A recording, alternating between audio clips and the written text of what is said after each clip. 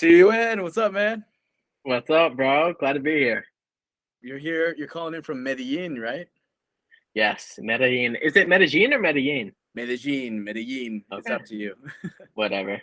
It's Yeah, it's a nice place either way around. It's called the City of Eternal Spring because the weather is always spring here. nice. Yeah, and you're there for spring. I think it's your second day, right? You're with the boys. Yeah. Meeting some tribe guys down here. I'm trying to get Sebastian from Irrational Optimism to come down here. I'm trying to get as many people down here as possible because I just want to cramp us all like together in a room and just feel the energy, Yeah, right? And then utilize the energy towards my door-to-door sales season. nice, dude. Are you guys trying to like create like a content house, or are you guys trying to just like what's your Dude, area? we're just trying to take different trips. I guess content is good, but definitely not a content house. Um, I do envision myself living with other tribe guys in the future, like Yeah. long term. But right now it's just like about a month trip. We're just gonna do a few trips. I think we're going jet skiing this weekend in like Guadalupe or something. So that's really exciting. And I think there's gonna be heads there, like maybe 15, 20 guys. So that's really exciting. There we go. There we go. I really like getting all these tribe guys coming in and like calling, and they're like, "Hey, who should I connect with next?" And I always tell them you, like CUN. He's the glue. Really? Yeah, dude, all the time, because you're like one of the first people. You're actually the first person I met from tribe in person up in New York, and that was a lot of Yeah. fun. Like you are very social, very put yourself out there. And then fast forward a few weeks, and you and I show up in the exact same Discord group, the Irrational Optimists, and Yeah, bro. all caps. Just slonking eggs and just sending like fitness pictures and just like all caps all day, bro. No lower cases in that chat. Dude, that chat is amazing. You want to expand more on irrational optimism and what it is? Absolutely, bro. So a lot of people are trying to build like personal development groups and really focusing on different specific niches. And so I think what Jake Youngblood is the creator of Irrational Optimism. He's an absolute G, absolute Chad, like just all around good guy, good energy. I've heard from people who've like spent time with him in person that he's just like, oh my gosh, just the funniest, most relaxing guy ever. So I'm excited to meet up in Miami, hopefully after the summer at the end of 2023, and you better come to that too. Dude, 100%. Um, there's gonna be a big meetup. But so Jake, I think went through a lot of stuff, kind of maturing into the man that he is right now, and realized that a lot of the mentality that brought him to the point he is at now is just maintaining optimism throughout any circumstance. Is just smiling at anything, laughing at anything. Like he was just on a call and he was talking about how like if you slip, fall, like shit your pants and like your pants fall down and like it smears across the wall. Like this is literally what he said. You just have to laugh it off. And like it does not matter. And it's an extreme example. But I think the message behind it is very, very true. And I have a personal anecdote that's very recent that kind of explains the mentality of irrational optimism and the mentality that the group kind of provides and supports.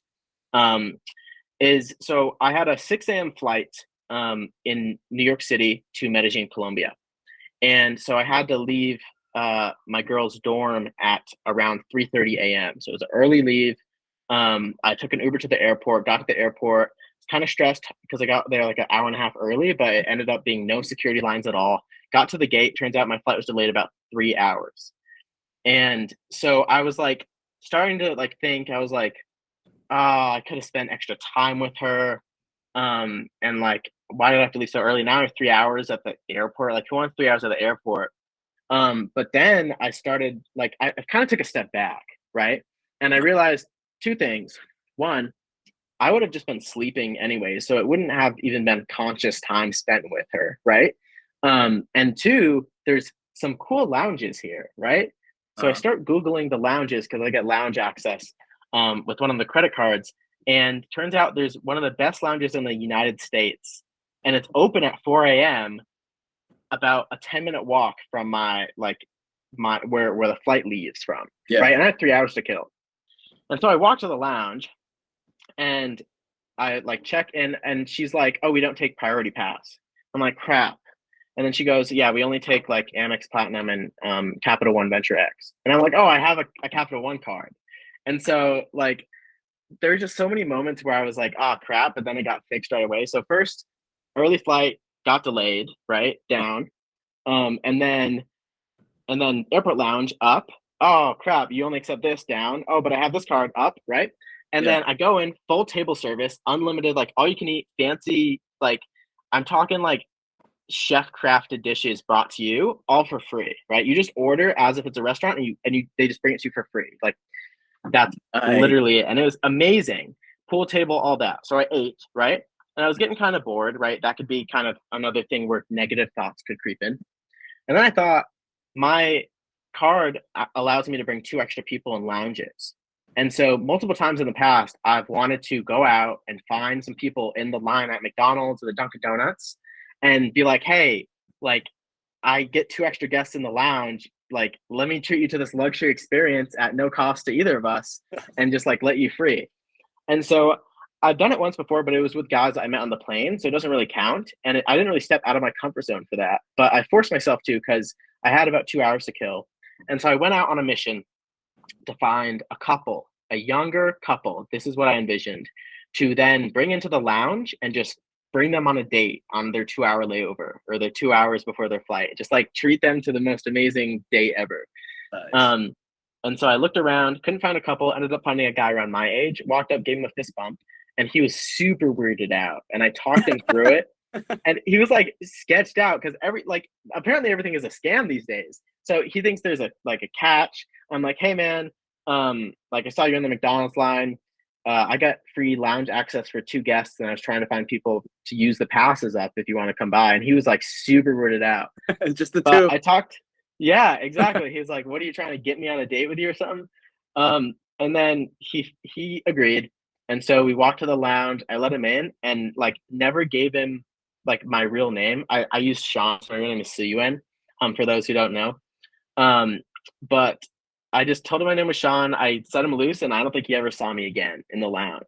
And this guy probably ordered a full meal, some drinks, and then just got on his flight. So like I was trying to provide that angelic experience, right? But all in all, like I was kind of upset that they delayed my flight. And then all of that came out of it. And so I think that stepping back and kind of smiling and laughing through that, being irrationally optimistic, because there's so many people that would complain. And I looked it up, the airline I was flying on, and it was like one of the worst airlines in the entire world, like 2 out of 10 ratings on a lot of different airline review websites. And so I could have made it the worst day ever. And I actually made it the best day ever. So I think that is a good anecdote that kind of summarizes the purpose of the group. Dude, absolutely. Because what other choice do you have? Like, if you were to sulk or complain or just deflate yourself and the people around you, not only are you not going to tap or get more cool experiences, but when you do get those cool experiences, you won't even appreciate it as much. So you're just honestly self-attacking, self-sabotaging yourself. Yeah. Any way you slice it, you'd rather be like super optimistic with the shit conditions you were given, or super optimistic when you have like super cool things happening, you know? Exactly. Like no matter what, just super optimistic, no matter what the circumstance. And yeah, I think that's a really good message. But essentially, right now, it's just a really awesome group of guys. I think the main platform is Discord. They have weekly calls, Q&As. We just vibe out, talk about all things, whatever, finance, business, personal development, egg slonking. We always slonk eggs on the calls. Did you start that? No, I didn't. Jake started it. Nice.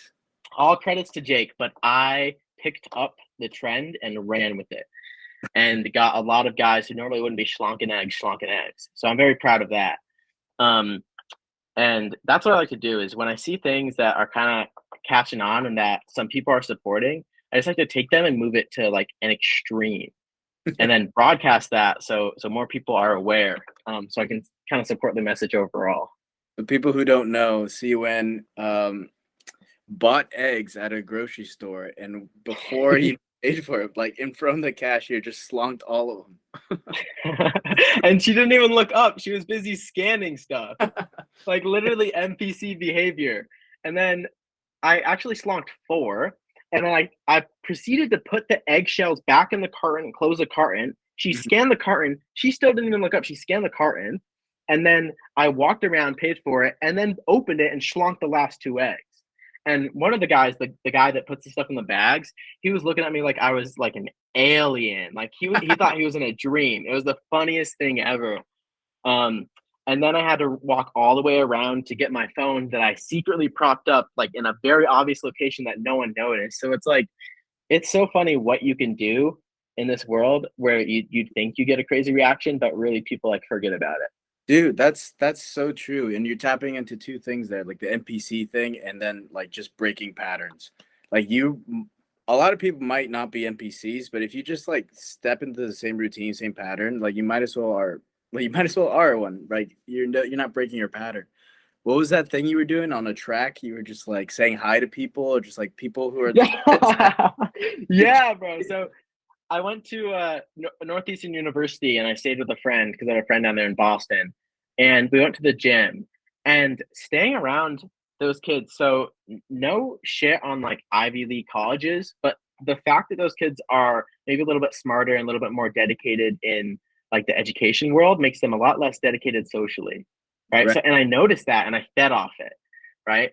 And so I was walking around with the most confidence ever because I could just feel everyone's kind of insecurity and fear of judgment. And it's weird to say, but I absolutely thrived off of it, right?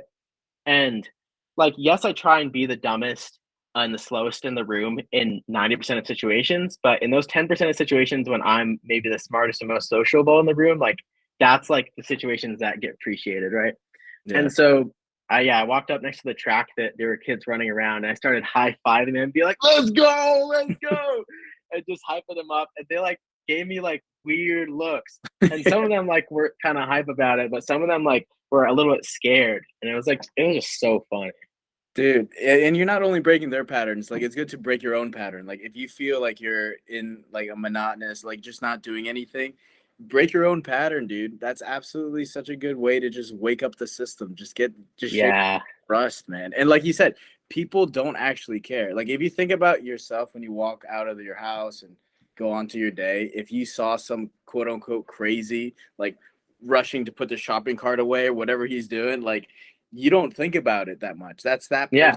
And then that's exactly the same framework people use to think about you. People don't care about the crazy thing you're doing. So you might as well be as charismatic as you want to be, as optimistic as you want Yeah. to. Just live true to you. Absolutely.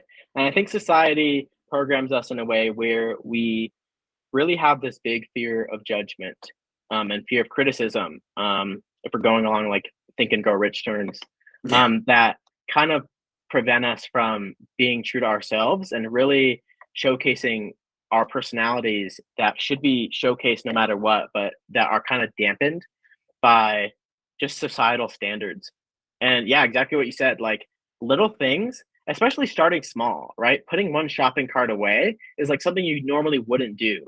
And then you could start sprinting around the parking lot next time and just putting all the shopping carts away.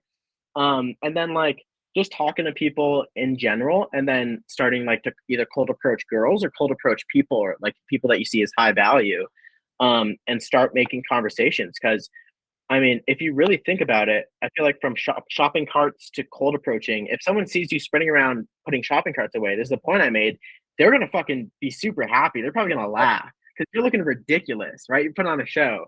And it's the same as like if you go up to someone, a lot of people are afraid to go up to people and start talking because they think they'll look creepy or they don't know as much if it's like a business situation. And like nothing but positive things have come out of that interaction. Because if it's a girl and you go up and you say they're pretty and they have a boyfriend, they're going to feel really good about themselves because you gave them a compliment, right? Compliments can't lead to anything bad. Yeah. And so I feel like there's so many things that people, because of societal standards, think that they will get affected in a bad way and that people will think badly of them. But in reality, like if you go 100% in, I think you'll only create positivity in the world by like stepping out your comfort zone, if that makes sense. It makes 100% sense. And for people who don't know, Siyuan and I have been keeping in touch with each other since November, right?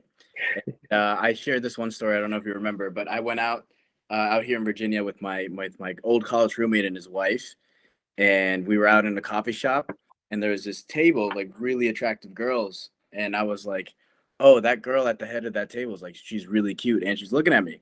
So I should probably do something about it. And my buddy goes, yeah, you should. And then his wife gives me this amazing idea. She's like, hey, do you remember middle school where you like hand each other notes? I'm like, yeah, yeah. She's like, you should just you should put your number on a sheet of paper and approach her that way. And I was like, that'd be so awesome. I haven't done that in years. That'd be great. And like you said, if she has a boyfriend or whatever, like at least she'll feel good. So I take this little piece of paper, write down my name and my number, and I go over there. And then here's the key. This is like from Arlen's course. Like I was on my way out with these people. We were leaving. So I went out. Yes. And Time constraint.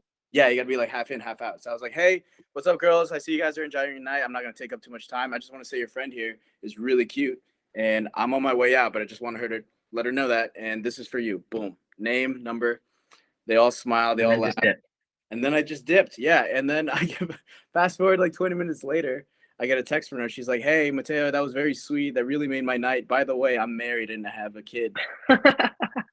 But it made my night. Like, good. I mean, her husband Yeah. feel good. I hope she feels good. Her friends feel good. Like you just made everyone feel better. It's something harmless. And you just put yourself, Exactly. you know, it's just good. There's nothing negative can come out of that. Like I bet Yeah. they went home and she probably told her husband and they had a laugh over it and he was like, yeah, no wonder. Yeah. And it's like, yeah, it's just a beautiful thing, kind of stepping out your comfort zone.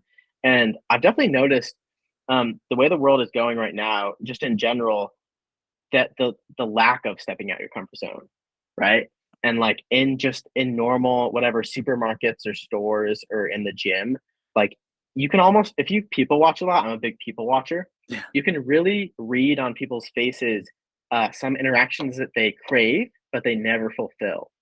And so like a lot of times in the gym, like I see people make eye contact with one another and quickly look away, or someone like staring at someone else. And I can tell that they really want to kind of, I don't know, make conversation. They're interested in that person, but absolutely no one does it. And so that's just a whole nother thing, is not even like the positivity aspect, but being able to do what like 99% of people don't do is another big thing to kind of give you an ego boost and help you complete the job. Right. Yeah. And it takes, I don't want to go too far in like red pill conversation, but it takes like that's one of the things about high testosterone. It kind of goes in parallel in proportion with your dopamine. If you have like a good dopamine detox, your dopamine and your testosterone, they both help you lean into pressure. They both make Yeah. you want to do hard things, tough things. So yeah, I mean, if you keep training that muscle, you eventually do hard things like socially, like we're talking about, or tough business decisions or tough anything. And that's what the world needs more of. And like you're saying, there's a general trend of people just their dopamine system is just shot from getting 5-second TikToks in every day or jacking off or whatever it is. Like they just can't handle distress. And then the Yeah. testosterone is being attacked on a hormonal level with food and plastics and all that. So there's really been no easier time to win as a young man, you know? Right now it's so easy. Like if we were to compete with like the 80s guys or like the 70s guys, let alone the World War II guys, like it's so easy to win now, man. Yeah.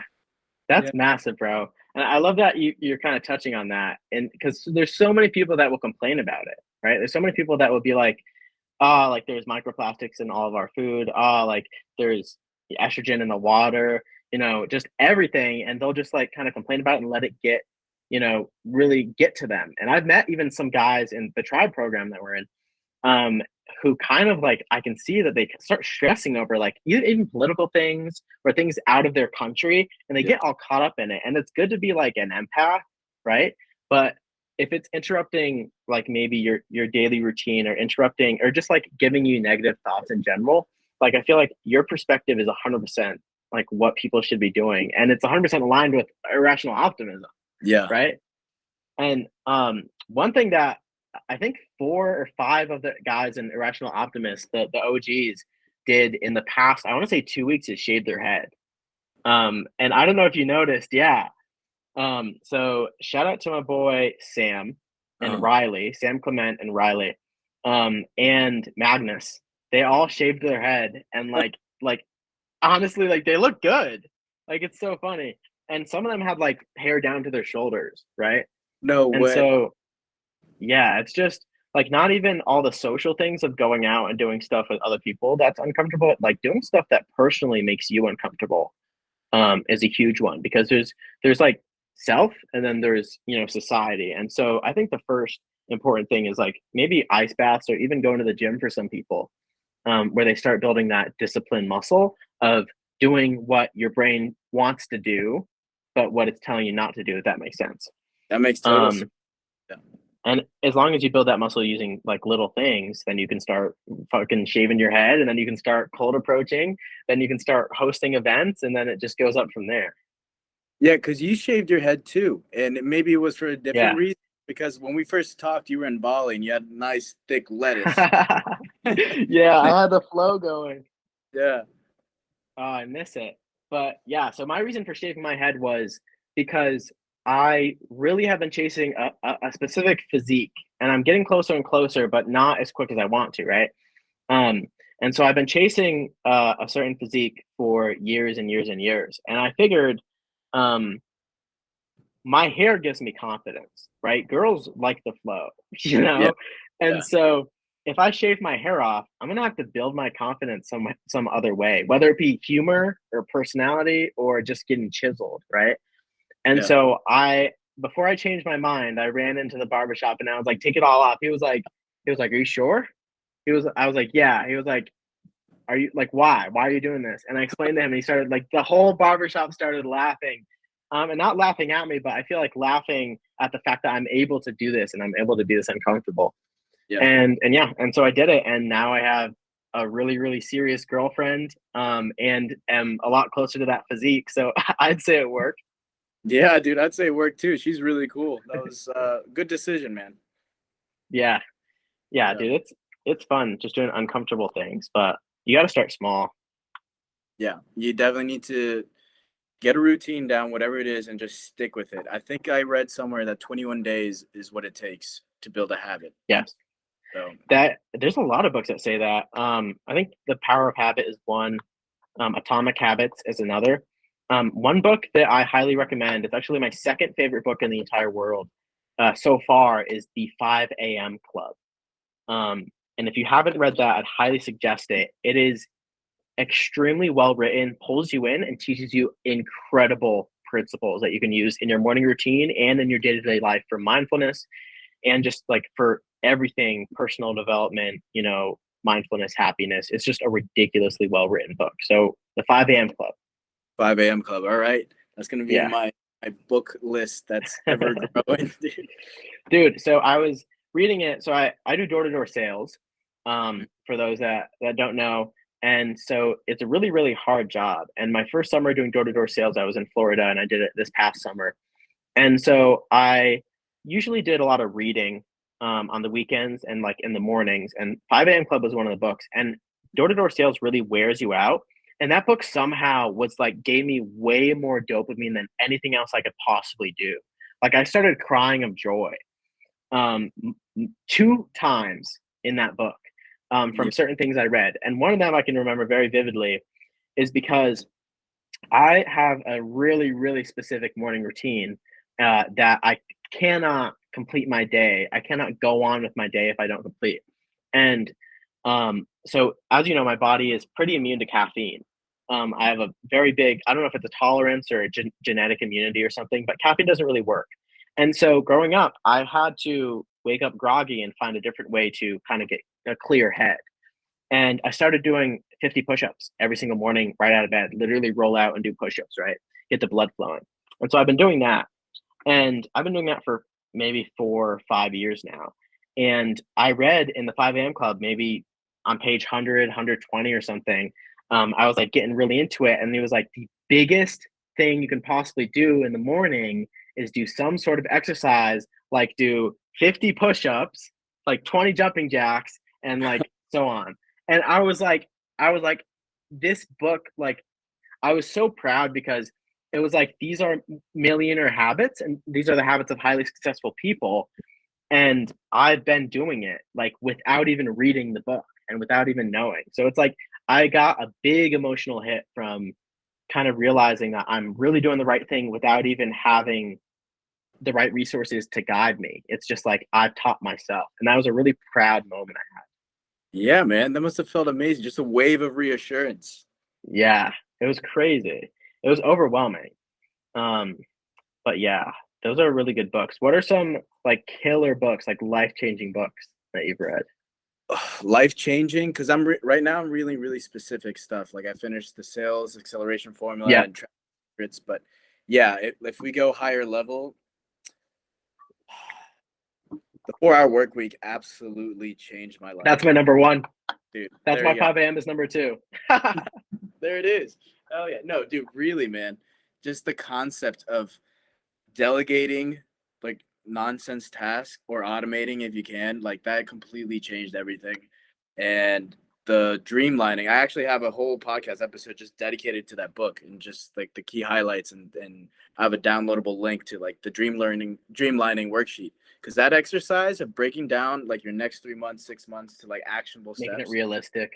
Exactly, dude. That is one of the highest like ROI activities you could do, because you're just pushing that inevitable act down the road if you don't just take action on it. Yeah, Identifying what you do today, the next day, like you have to do that. that's massive. Yeah, that Yeah. changed my life too. That's the whole reason I got to Argentina.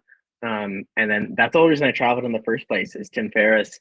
He has a really good blog, but Dreamlining really showed me that I can travel to Buenos Aires, Argentina for $2,500 a month and live like a king. Right. Yeah. And so that was my second solo trip. And I did it and it was absolutely incredible. So yeah, Dreamlining, dude, you should probably put the podcast or link in this podcast so Yeah. people can like go to that one, because that's an absolute killer book. And if you broke that down, then that will be super valuable to a ton, like lots of people.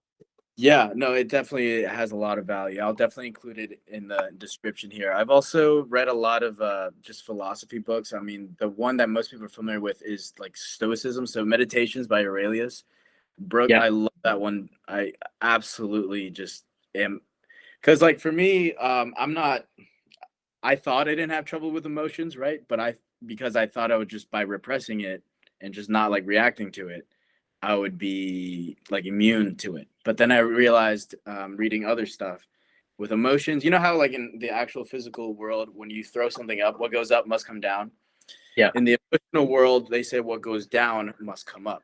So I was penting up a lot of stuff, and I thought that was stoicism, but with reading Aurelius and how he actually processes things, I realized that I don't have to like pent things. I shouldn't pent things, like hold them in.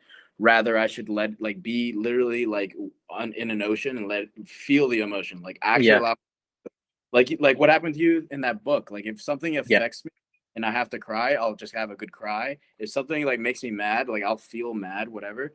But I don't get consumed by that emotion. I feel the emotion and then I let it pass like a wave. That's what Aurelius is saying. Like you have to like process it. What I was doing was just penting it and like holding it down and just bottling up. That's not what you want to do. That's not real stoicism. So if anyone else was as confused as I was, that was a huge takeaway I got.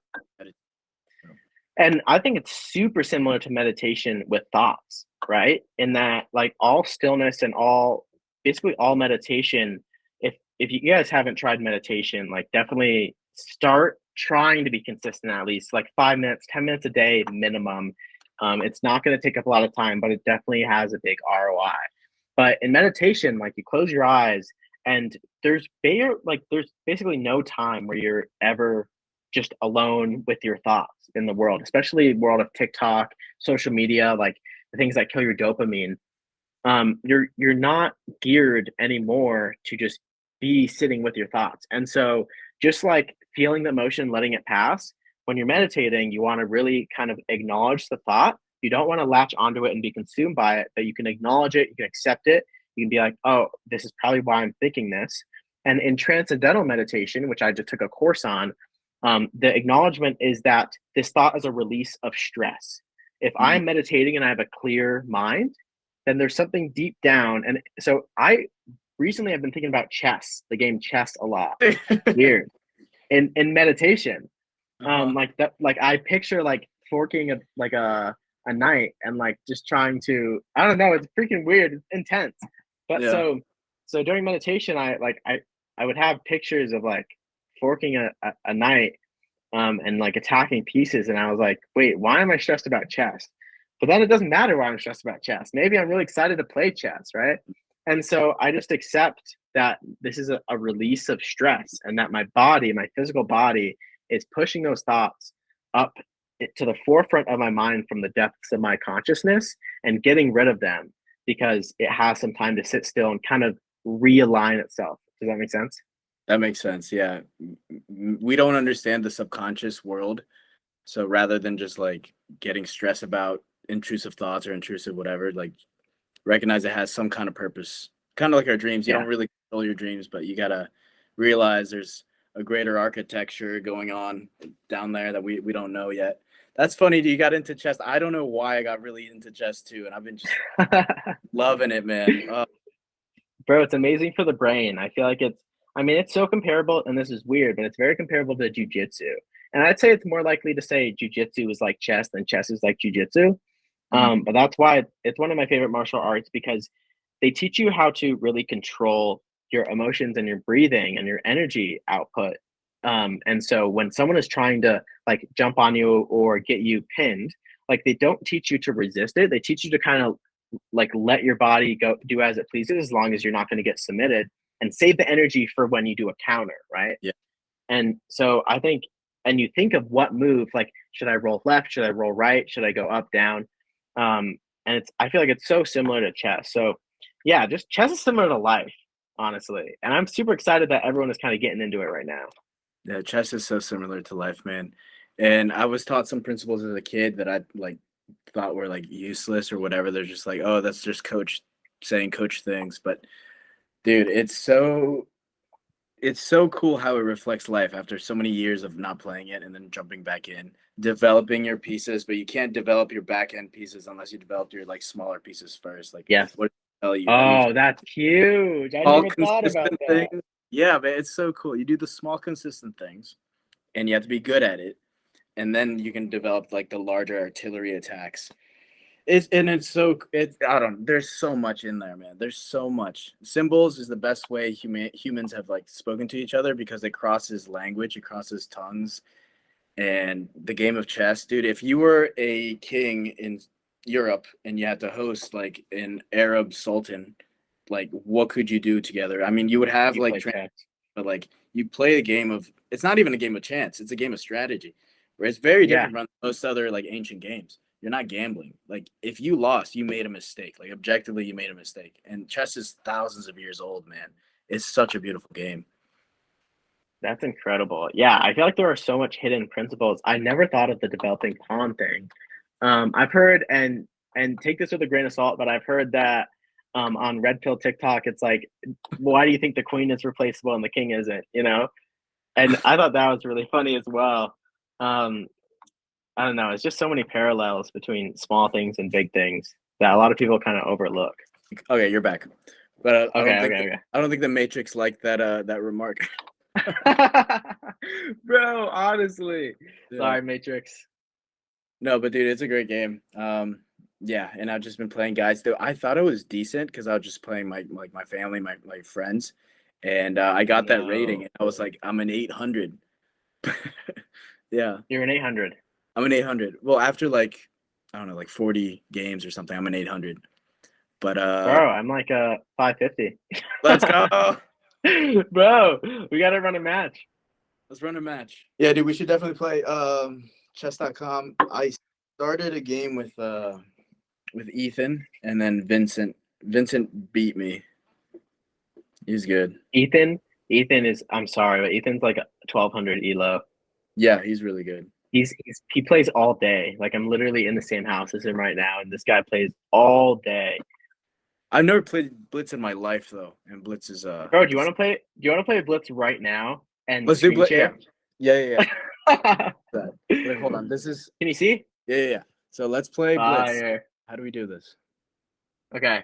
Do I have you added? No. What's No. your Roscoe Tail. user? For those just listening, we are pulling up chess.com. We're gonna play a round of Blitz. Blitz Is chess. this how you spell it? Roscoe Tail. Yep. Do I gotta add you on my phone or something? No. I got this. I got this. I got this. Yeah. Boom. That's me. Boom. All right. So how do I interact with your screen? We're playing Blitz. 3 minute, 5 minute. Are you the real lettuce? Yeah. So right. no, you play on your own, and then I'll just document from both sides. Okay. 5 minute. Where do I make my moves? On my phone? Yeah. Hold on. Did you start a game? Oh, you're about to. No, Okay, not yet. Gotcha. All right. Let's go. We're gonna play Blitz. What is it? 5 minutes? Let's go. This is great. All right. Yeah, this is beautiful content. Dude, both you and I weren't coffee drinkers. This is how I get my adrenaline up. From chess. Let's go. Oh, you're an E4 player? All right. Nice Vienna. I don't know any of these things you're calling out. Okay.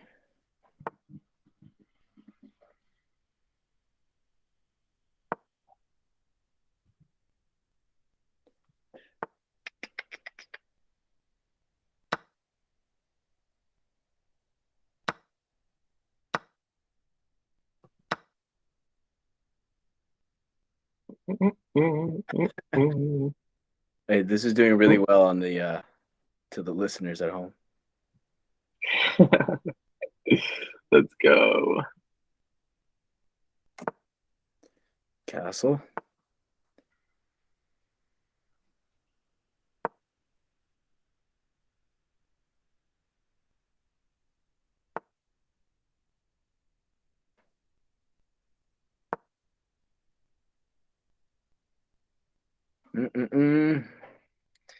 I'm not a London player, but I'm gonna have to.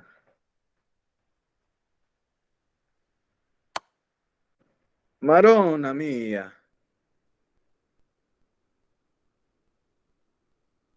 Okay. Excellent check.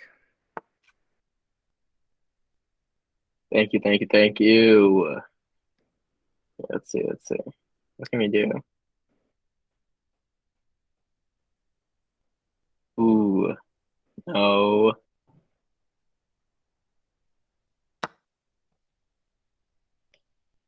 Tough. A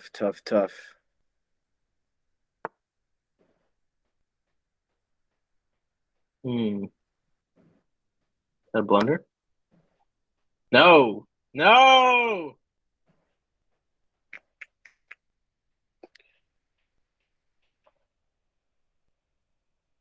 I can't fucking move it, dude. It's I have a pinned. pin. I have a pin. It's pinned. Oh, damn, I didn't see it. Let's go. It's pinned. I That's blundered. beautiful. Blundered my knight. It's all good. I want to get king safety is paramount.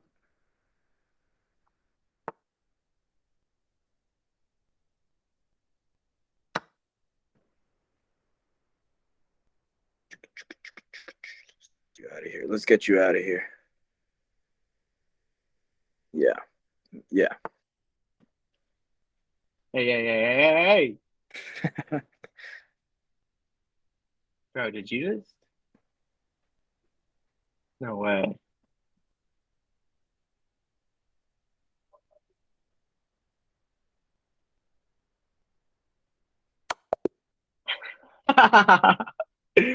Let's go. Oh my gosh. Oh my god. Beautiful. Let's go, bro. That pin destroyed me. I'm right side blinded, I guess. I couldn't. That's amazing. So, my Blitz classification has gone down 195 points. Mine went up 373 points. Let's go. Let's go, bro. Dude. That's what I'm talking about, though. Blitz has completely changed everything because I don't know any. I mean, I know like a little bit of openings, but dude, after that, it's all like instinct and it's all wrong. Do you take the lessons on the app? How do you learn the openings? The lessons, yeah, there's like videos on the app, yeah. Okay, But fire. I need to learn those yeah, because I played with Ethan and he's like Scandinavian, Italian, like German, yeah, Dutch like defense. whatever. Yeah, Yeah, yeah. There's a guy on YouTube, Gotham Chess. He's actually really good at explaining things. So that's I've been consuming some of his stuff. Dude, there's these two sisters, the Botez sisters. They're lookers and they're actually very smart too at chess, and they have been very good. Like it's one these thing, sisters. You yeah, mean like influencers? yeah. It's one thing to like be good at chess, but like those girls plus Gotham Chess, plus someone else, they're actually like really good at breaking down the game. They make really good chess content, so that's awesome. Fire. I Yeah, need to get on my chess content, bro. yeah, man. Well, yeah, that's one of those things that it's just a good game to be able to play with anyone internationally. So Yeah.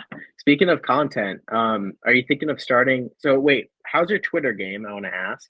And then how's your YouTube game? I know this podcast is amazing. yeah, it's just the podcast. I'm putting this up there. I've done some cool stuff that I've filmed in my life. Like, there's that the Catholic pilgrimage in northern Spain. I filmed Yeah. like all that, but I haven't put into video yet. So I'm thinking about just making it like podcasts and just life blogs and stuff. But what about you? Yeah. You just made your first YouTube like a few months ago. Yeah. So I was in Bali. I was just had the most motivation for producing content that I've ever had before. And so yeah, I made two YouTube videos. I edited them all on my phone, and they came out pretty decent. Um, and other than that, I started making Instagram Reels in Thailand. Started pushing out content. I haven't been as consistent, but and Twitter, dude, I have no idea anything about Twitter. Like I am out of the Twitter space, and I need to get in it. Yeah, no, that's the place to iron sharpens iron. You get retweeted by Homer Helios. He's really big on Twitter. He's our boy. Yeah, He's and you speak really well. You have really good ideas. It's a good place for you to. It's a good incubator, right? You get exposed there. But like, dude, I've been just like every time I take daily walks, right? But every one of those intrusive thoughts we were talking about earlier, if it pops into my head, I immediately just put it in Twitter, because at first I would just like let it die, just like let the just go yeah, nowhere. Then I realized I could just house these in one place. That's what Twitter is. So yeah, yeah, like exactly. I've been Like the putting, other day, I was petting a dog, and I yeah. tweeted, "Dogs are cool," you know. Yeah, the world needs to know. But dude, That's grow your funny. Okay, Twitter. wait. I'm caught up on you saying you take daily walks. I need you to elaborate on these daily walks because I feel like that's something that not a lot of people are doing Yeah. and not a lot of people know the benefits of. Oh, 100%, dude. And it was just that out of habit from being in Europe for so long, like 3 months.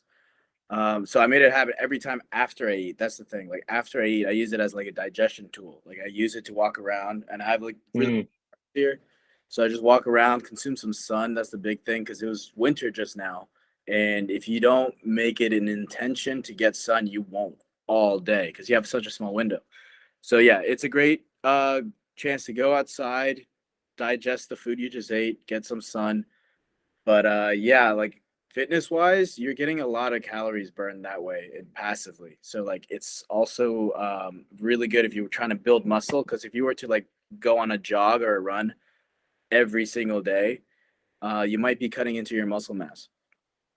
yeah, that's huge. And also just slowness. I feel like promoting slowness and really being conscious and aware of the things around you, right? I bet you go on your walk and you see like a cool leaf sometimes and you really fucking think it's a cool leaf or like maybe a mural or like a squirrel and you just Yeah, like figure out like sometimes I pause and I'm like, holy shit, that squirrel is like a ninja. Like that motherfucker just jumped like 3 feet up the fence, like did a flip and like back in the tree.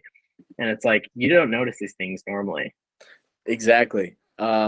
We have a really cool like family of foxes in the woods here that I've like see some of them No way. grow up. Yeah, so they're all over the place now. But yeah, it's really cool. Yeah, wildlife is one of those things that a lot of people take for granted, but you have all kinds of forest creatures out there that follow you around because you're in their house. You know, it's cool. Yeah, that's awesome. And then also the importance of sunshine because I just listened to a Huberman podcast and he explained in depth how literally sun gazing and staring directly at the sun, if not like maybe a little away from the sun, but getting that directly in your eyes, Yeah. really like puts your body clocks on the correct timer, so you can even fall asleep a lot easier in the evening. It just gets your circadian rhythm really set up. And then just a fun fact, I didn't know this, but I learned this today, is that your eyes are a part of your brain. They're Yeah. the only thing, dude, that was trippy. Isn't that weird? That's so wild. Like they're literally, what are they? The windows to your soul. Like you can see someone's like brain health a little bit in their eyes. Yeah, dude. And then he also explained how eyes aren't just here to convert visual things into your brain, but they also convert thoughts.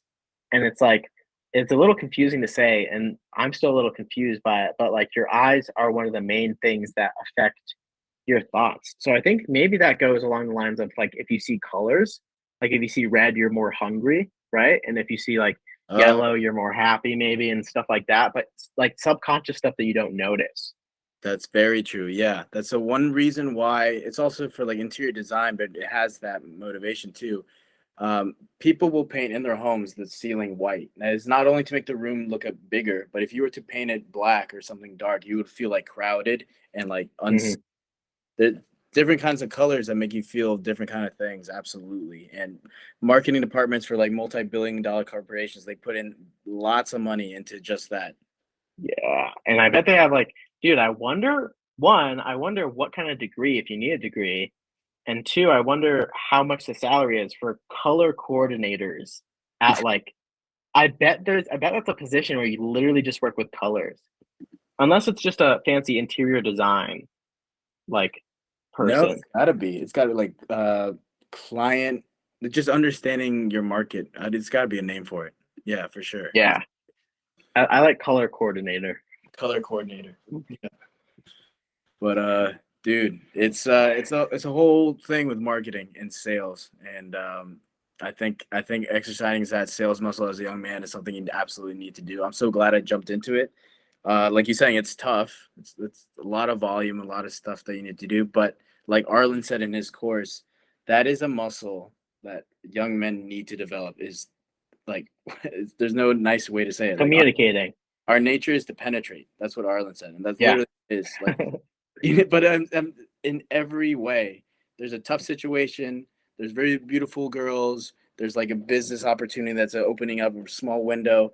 All these are moments for you as a man to penetrate. You need to get in there. You need to spearhead these things. And I believe sales is one of those disciplines, one of those skill sets that you just have to throw yourself in there, get absolutely comfortable with getting rejected, getting no's. That's the deal. That's your school dance. That's your middle school dance. Like you were supposed to get shut down 10 times in like 2 minutes. Like that's what your job is. You're supposed to feel that very early on. You're supposed to feel that in all kinds of different arenas in your life because that's what you're going to get. Because every yes you get is gonna change your life, but it takes a lot of work to Yeah. yes. So Absolutely, bro. I could not have said it better myself. And every no is closer to a yes, you boom. know? And so that's absolutely massive is just exercising that muscle. And it goes along with like exercising the discomfort and the discipline muscle. But just learning to communicate in general effectively through the use of body language but just using your body and your voice tonalities is absolutely massive. Like for example, in pest control, there's something called the tri-tonal close. And the tri-tonal close is three different tonalities of voice that when matched together in a certain order, they actually make your brain want to say yes. Like no matter what you say. And Wait, it's super weird. So I'll give you an example. yeah. And so these are the three tonalities. The first tonality is absolute certainty. So this is the tonality I'm using right now is absolute certainty, right? And the second is utter sincerity. So just being sincere, Mm, right? Dude, this podcast is so cool, man. Like I really love what we're doing here, right? And then the last one is reasonable man, right? Being reasonable. And it's usually in a form of question like, man, we get another podcast with me? Would you give me a shot, right? And yeah. so the tritonal close is something that we use in door-to-door sales and can be used and applied anywhere else, even when asking your friends to the movies, right?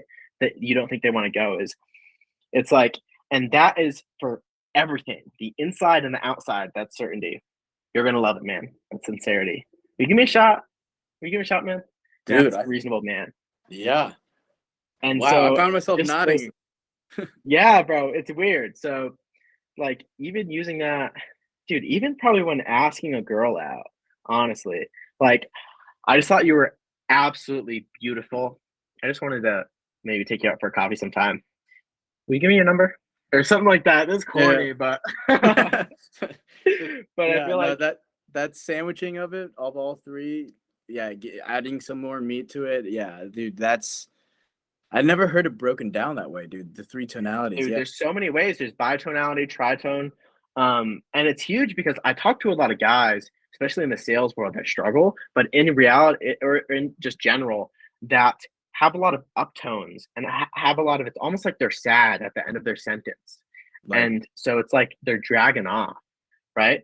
And I I'm trying to put in my head an example, but I'm just so trained not to do that that it's difficult. But it's like, um, hey man, I'm Sean. I'm with the pest control company.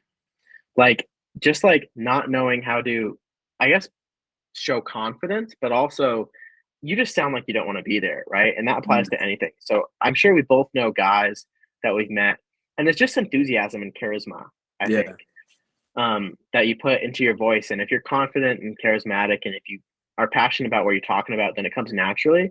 But if you really don't want to be there, then like a lot of guys just have this voice that I don't even want to listen to. It's like ringing in my ear, and yeah. I just want to get off the call or like away from them. So like focusing on like public speaking, even and vocal training, and just knowing how to say certain things, I think it will get you far in business, relationships, everything.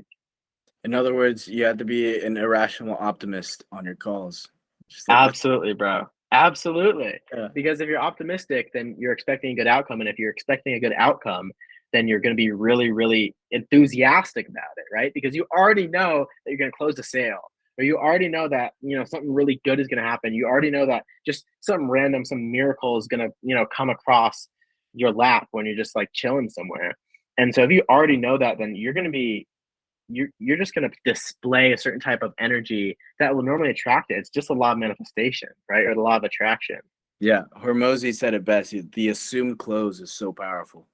Yes, Yeah. absolutely. And if you assume close everything, not just business, but like connections, relationships, and Tim Ferriss has an exercise that I think aligns really well with irrational optimism is you ask for like a discount at like random coffee shops or random stores, as long as they're not a chain. Like it's a comfort challenge. Um, and I think that's really huge because if you expect a discount and you expect them to say yes, they typically say yes. I've gotten discounts before.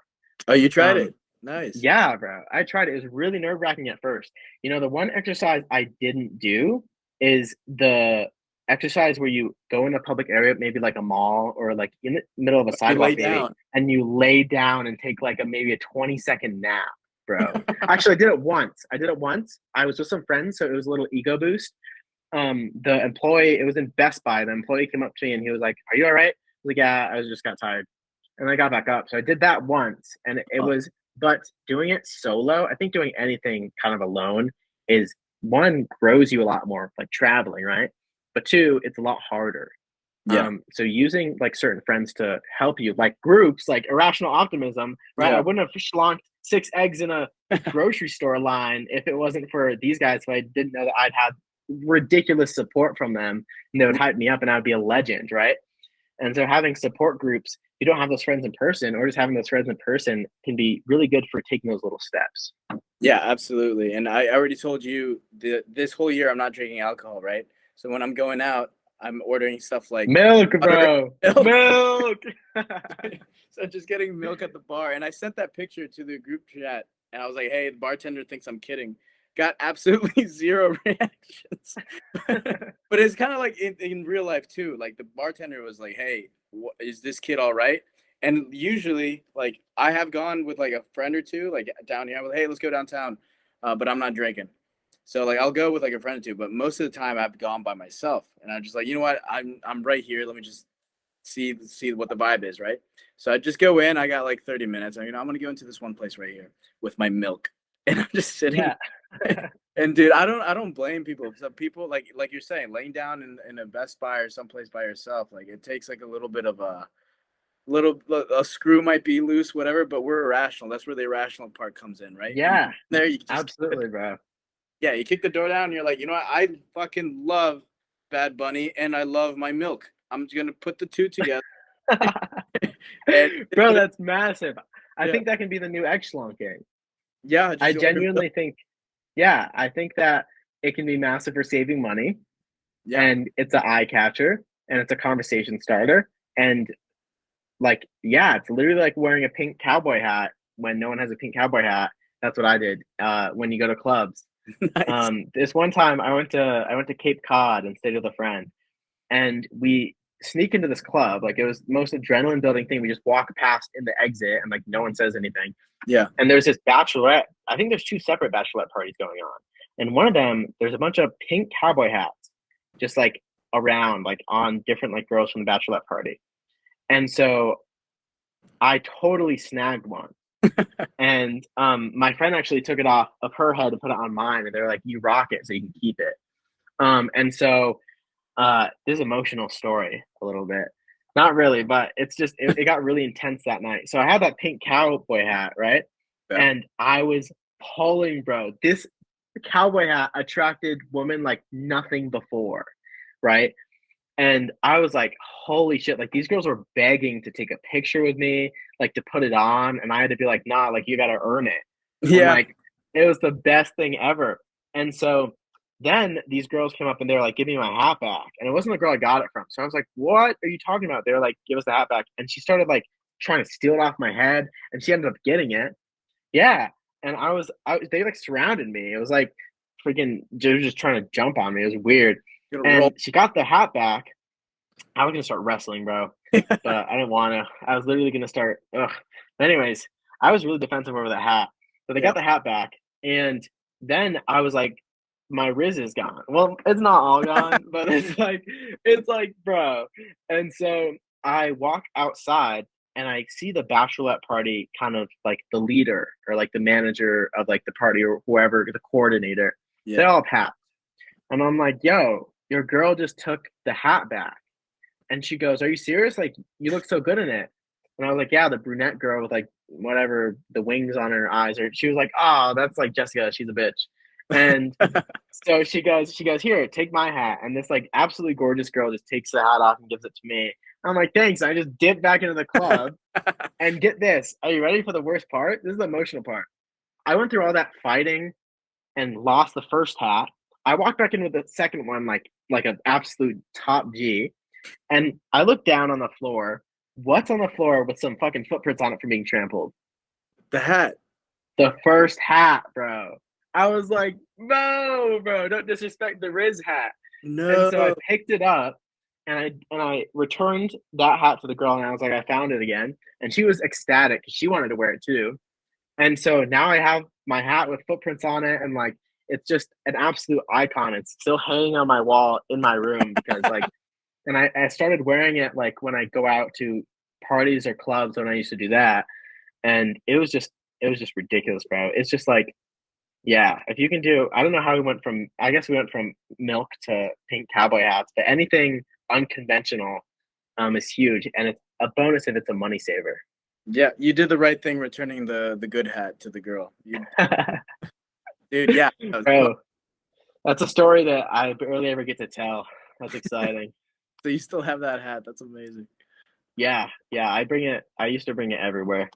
Um, but yeah, it's an absolute legendary hat. It has some good memories attached to it, and it's just like a party, like $3 party, kind of like cardboardy hat, Yeah. No, you got to and stand it's so that cool. way, man. Like you just have to. I used to have a mullet. I grew a mullet twice.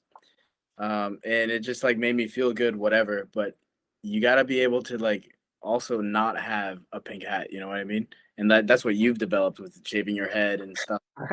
You got to be able to have Yeah, that worlds. was the opposite, bro. I needed to grow. Yeah, I needed to grow as a person, and so I had to take off the pink hat, take off the hair, and yeah, and it worked. I mean, it's working so far. Awesome, man. Well, dude, I really appreciate the time. We're gonna keep having our weekly calls, and Dude, Irrational Optimism Fire, bro. is gonna be it's already is a movement that's already like shaking. It's gonna be massive, bro. Jake, so he has a podcast coming up. Oh, he just did a podcast with Solbra. Nice.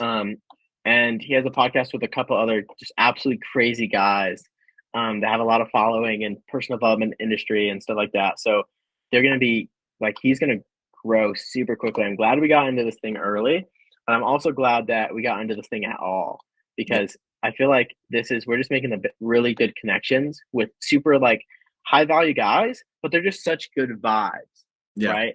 And so I feel like there's gonna be so much good things that come out of it. So yeah, gratitude to Irrational Optimism, gratitude to Jake and all the boys there for just showing the good vibes and getting me schlonking eggs. Yeah, man. And let's keep pushing this movement to our own world and to the greater world out there. So appreciate you. Fire, bro. I love it. Good outro. Yeah, man. Take it easy, man. I'll see you around. All right, sounds good. Talk soon. Peace. Yeah. Enjoy Colombia. Peace.